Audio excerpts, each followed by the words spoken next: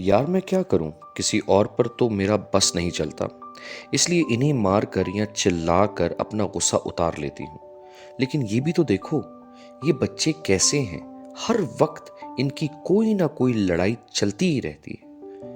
आखिर इंसान तो मैं भी हूँ, गुस्सा तो आएगा ही। बच्चे तो बच्चे हैं, लड़ना झगड़ना शरारतें और गलतियां करना बचपन का हिस्सा है।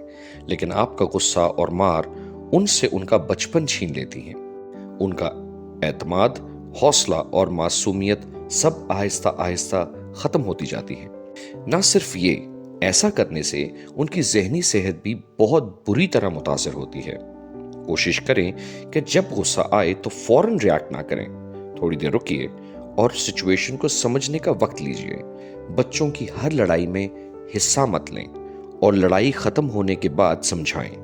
जो बच्चे अभी आपको बुरी तरह लड़ते हुए दिखेंगे, आधे घंटे बाद वो सब बिल्कुल भूल कर दोबारा खेल रहे होंगे।